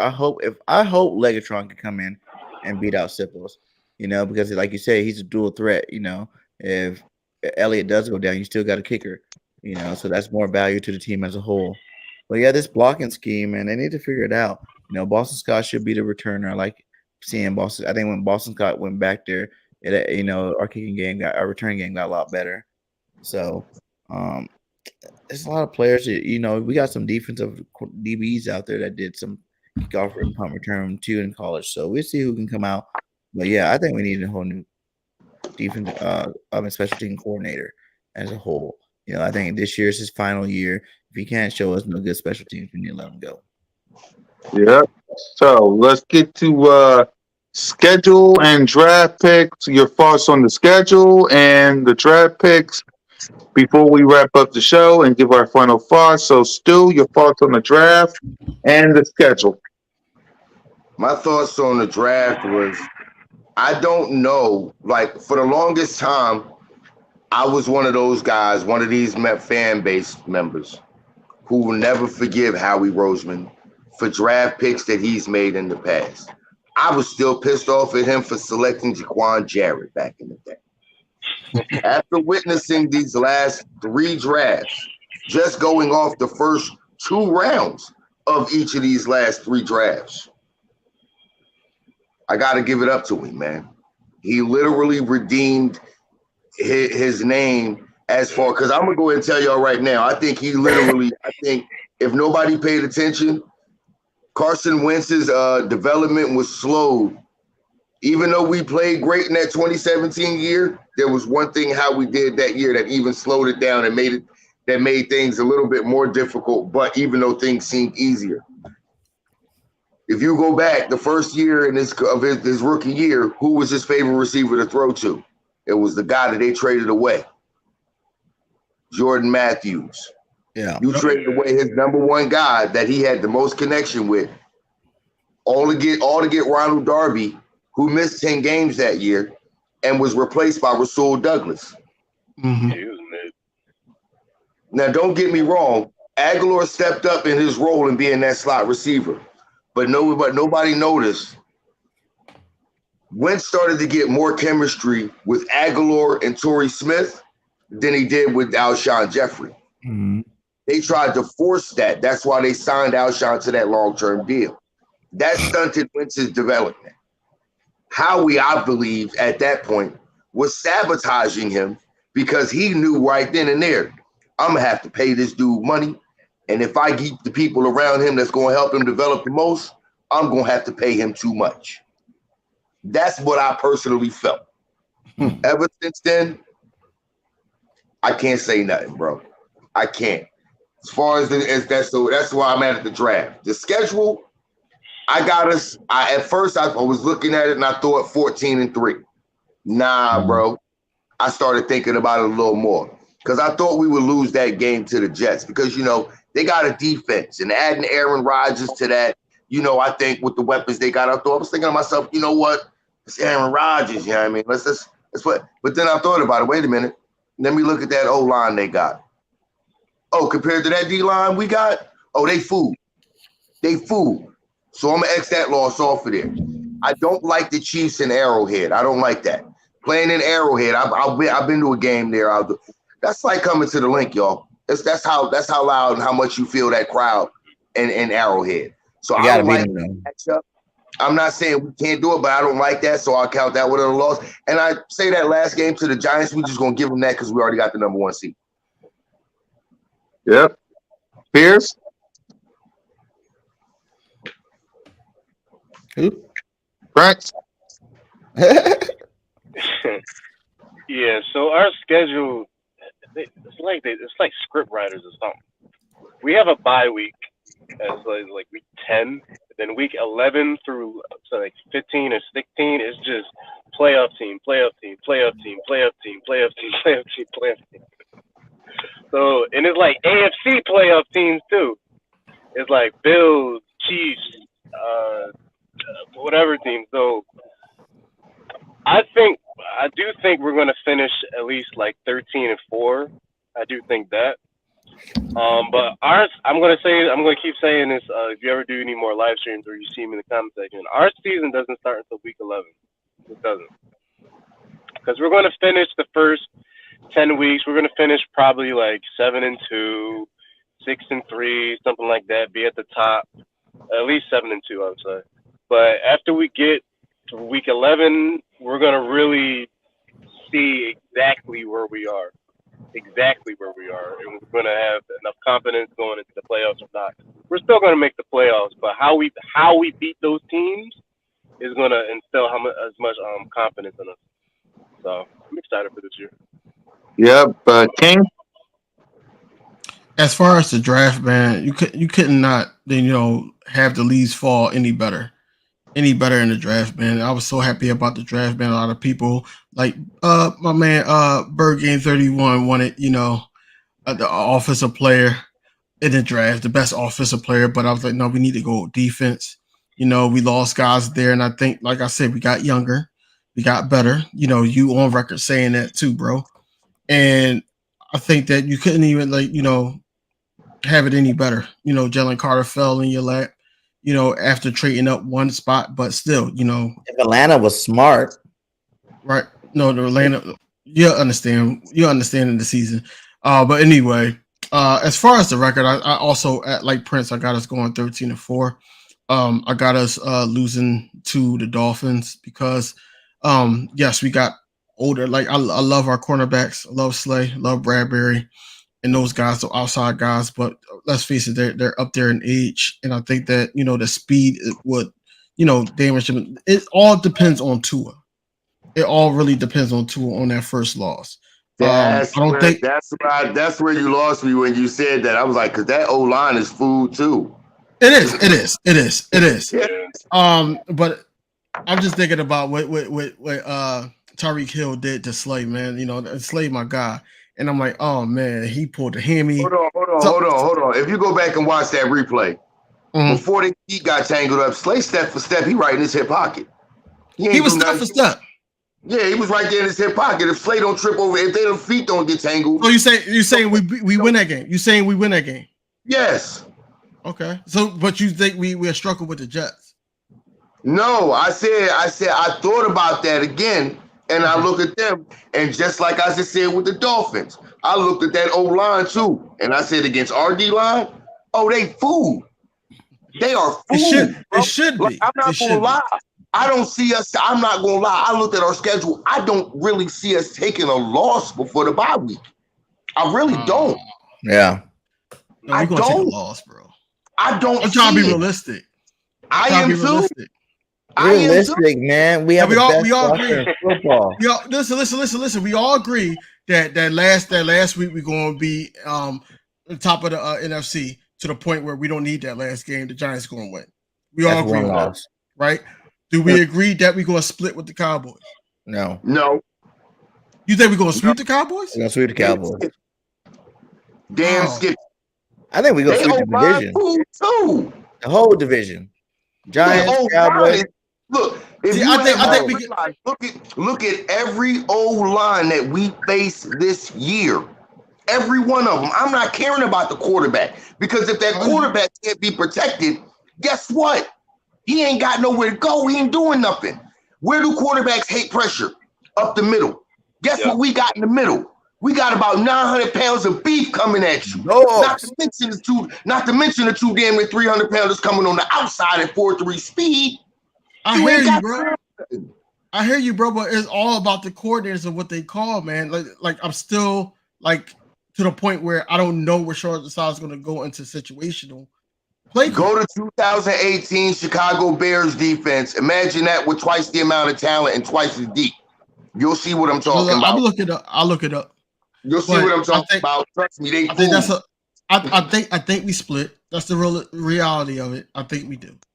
So that's what 3 losses on my end, and then the 4th loss, I believe that I had. Can you put the schedule back up? Yep. But go ahead, keep talking while I do it. So I believe that we got. See, a lot of people think we're going to lose to the Seahawks. I don't think we're going to lose to the Seahawks. I think the Bills is going to be one of those games, whereas though that we take an L. I don't think we're going to lose to the Chiefs because we won our lick back, and I don't think that we're going to lose to the 49ers. But we're going to lose that game to Dallas at AT&T Stadium. We're going to lose that game. Yep. We got to drag that week too. We don't play the Giants till week 16 and 18. Yeah, they trying to make us not sweep them again. Yep. Third game is it 17-0 until further notice. Wolf says 17-0 until proven otherwise. We're the best team in the league, hands down. I can dig it. You know what I'm saying? I do that every single year. I told you guys last year we're gonna go 14-3. You know, and we did. I still think we gave if Minshew doesn't have to play those 2 games, we might even been, 16-1. Like we have a dominant football team, guys. Like I'm talking about like the 90s Cowboys or the late 90s Niners or whatever. Those guys that every year they were winning Super Bowls. That's what type of team you got. Hey, BG, Emmett said it. Emmett said it too. I was looking at an interview with him. He said that the Eagles are a real deal. And they look like us out there. We're the real deal. We're like we never been this good. You probably hit it on the nail. I don't think we've ever been this good. And like you said, I've been watching Eagles. I'm 41. I've been watching the Eagles for a long time. Okay, so you'll remember what I'm talking about when I say this. This defense, I think, has a chance to rival the Eagles' 91 defense. Yeah. They got a chance to make their own legacy. Everybody on this whole team, they're making their own dynasty right now. And it's like, are they going to live up to the shoes and feel the pressure and crumble? Or are they going to just do what they need to do and just go out there and play some football, man? Because if they just go play some football, man, they're going to be a dangerous team, one of the best teams to go out over the next 5-year stretch where it's just like, damn, the Eagles, man. Have you seen the Eagles in 2022 on up? Man, those guys were dominant for a good stretch of period, I think we're the best team in the league. We got the best quarterback in the league. And, I said 15-2. Like that Giants game at the end. But I think if we go 16-1, we'll play that game and beat them to try to go for the record. But if not, if we have another loss in there, and I don't feel like we're going to lose to a dominating team. Everybody's like, well, this dominating team, it's time to finally get Andy Reid and beat the Chiefs. So I think we do that this year. Finally. We ain't beat him since he left Philadelphia. He's been whooping our ass since. So we need to go in there and beat the Chiefs. And Buffalo, I'm not worried about none of these teams, man. I think all the dominant teams. If we lose a team, it'd be like last year. Remember, we were 10-game winning streak, and I was at the game where we played. We went to Washington. I mean, we went to Philly. Washington came to Philly and beat us. It'd be something like that, some BS that shouldn't even be happening in terms of a loss. So I don't see us losing, man. I feel, I don't know. Yeah. So I honestly don't even want to win that game in Arrowhead against the Chiefs for one specific reason. I believe that we gonna meet them right back in the Super Bowl, and I just want to use that game as a gauge and a barometer to see what kind of new little tricks they gonna try to throw in their little game plan. Just use that game in like a recon game for me, man. We gotta get Big Red back, man. You beat us in the Super Bowl. Definitely we had a better team in the Super Bowl. We lost to Big Red again. I am so done with that. We gotta beat them. I don't care if it's Super Bowl, if it's during the season, but the next time we play them, we just gotta lay the smack down on them. Show them that we are the more superior team, and we got the better coaching. Because I love Big Red to death, but him beating us is becoming a habit. I don't like it. Hey, even if we do get back and getting back for it, I still can't say we got the better coach, though. I can't do that. I can't disrespect Big. I can't disrespect. Hold on, no, I cannot disrespect Big Red like that. I cannot do it. I understand he on the ops now, but that's Big Red, and we all can't deny Big Red hold a special spot with all of us. Right here, I told everybody, I'm a low-key Chiefs fan, man. Like I like Big Red, I like Travis, man. I hate rooting for him. I got respect for Trav too, and I ain't gonna front. I ain't going front, but I got mad love for Chris Jones too, because Chris Jones said too after that game, he was like, "Look, I ain't gonna lie, if that field wasn't trash, they might have got the Patrick quite a few times." Yeah, he said that field was the worst field he ever played on his entire career. NFL had to. That's what it is. They had to even the playing field by having a shitty field. They knew if not, you were going to see. Remember back in the day, we see those blowout Super Bowls like 42-6. It would have been something bad if the field wasn't so crappy. I believe it would have been a lot. Patty wouldn't have made it through the full game. That's for sure. Yeah. I got a feeling. That's why. But this the only thing about that game in Arrowhead. I got a feeling our D line is going to hit Patrick so many times in that game that it's going to be. He going to lead that game and he going to think to himself, "Hey, coach, I hope somebody knocked them off in the postseason because I don't want to see them in the Super Bowl because that's going to hurt." Because I'm telling you, it's going. I got a feeling the way this D line is constructed, how we going to come at them, it's going to be a couple quarters. They think the NFC Championship game was bad where we put out 2 quarterbacks. Well, they let y'all have 3 this year. I hope y'all got a 4th one on an emergency quarterback because I got a feeling this defense going to put some quarterbacks out. Yeah. Wait, speaking of them, since we do face the 49ers towards the end of the year when it's going to be getting the games and preparing for the playoffs, who do they start at quarterback? Do they start Purdy? Do they start Lance? Do they start Darnold? Who do y'all thinking on starting? Darnold and Purdy. Here's Purdy. The bigger question. Here's the bigger question. Just like the NFC Championship game, does it matter? Nope. All right, let's think about this. Nobody, man. Like it really don't like. That's what I said. I started looking at our schedule, and I didn't look at the teams. I looked at the quarterback first. Then I was like, all right, these guys got we got some decent quarterbacks. And then I said, okay, what they protection looking like? Damn, they weapons. What they protection looking like? I looked at a lot of them teams. They need new security. Yeah. You ever see that on ESPN with Sweat? You need new security. Look, a lot of them quarterbacks, you need new security. We're about to be the new bullies of the NFL, man. We mean new bullies picking on people all year long. For real. Like a lot of people, I know the Super Bowl loss was so huge for everybody, and it was huge for me too, but like the season as a whole, man, that was an amazing season last year. We were a dominant football team finally again, and probably even more dominant than we've been before. I like that team better than I like the 17 team, and we won the Super Bowl that year.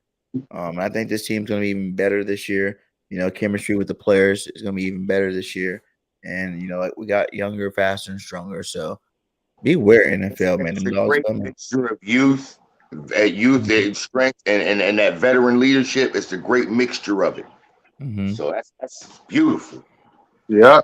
So let's get on to our final thoughts before we wrap up. King, your final thoughts on the state of the Philadelphia Eagles. The state it can only go up from here. Like I said, June 1st is coming. It's right around the corner, and I really believe that we're gonna add some pieces, man. Right now, we what 13 and some change a million in the cap space. I think we could add a couple pieces. A lot of people are talking about adding back Sue.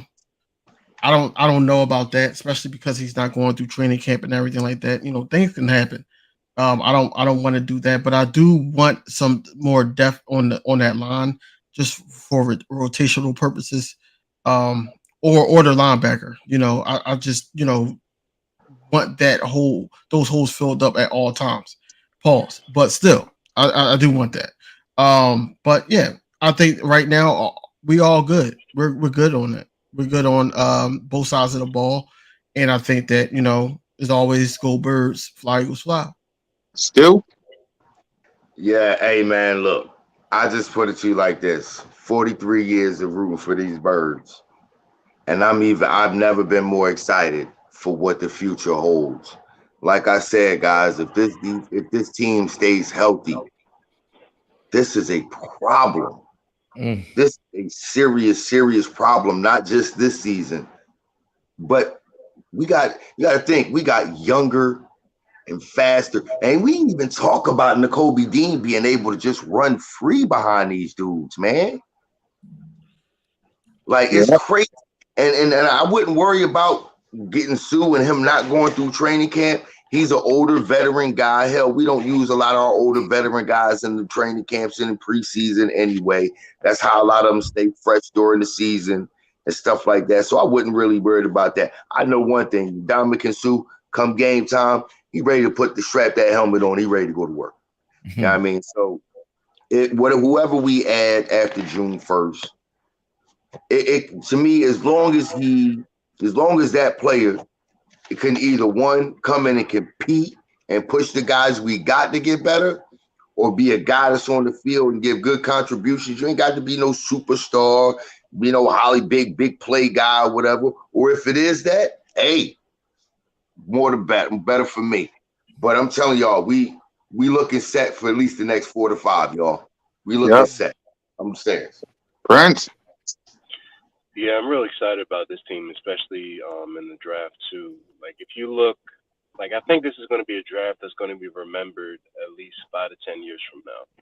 You're like, "Dad, you got that guy in the fourth. You got that guy undrafted. What?" Like we're gonna remember what we did this year, especially in the off season and all the moves that we made.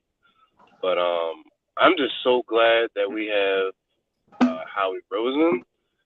I'm glad that we have a team that knows what they're doing as far as like getting a team that competes every single year. We don't have one of those franchises to where we don't know how to handle success. I think this is a great time to be an Eagles fan, much like it was a good time to be like a Cowboys fan in the '90s. I think this is the Eagles' time that they're just gonna be competing for championships like all throughout the 2020. So yeah, I'm really excited for this season. Yep. And Bird Gang. Just be excited, guys. This is the beginning of a legacy for this Eagles team. We've always been a really good team. I think this is going to be the beginning. Like last year, even started. You know, a real elite football team, like best in the league for a while. Kind of like what the Chiefs been doing.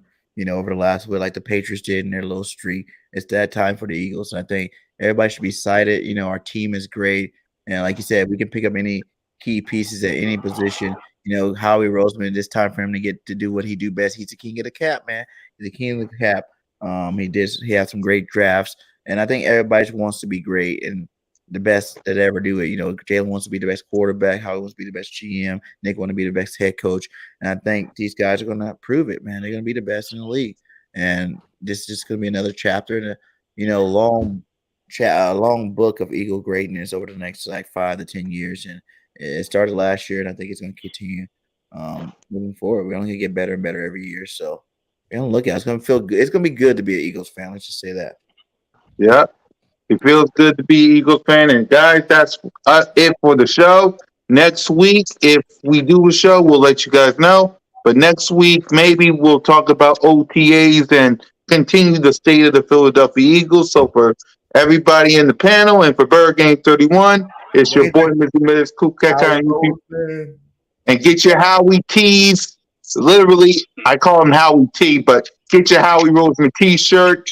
Fly, go fly, go Birds. Billy the Bulldog, bark us out.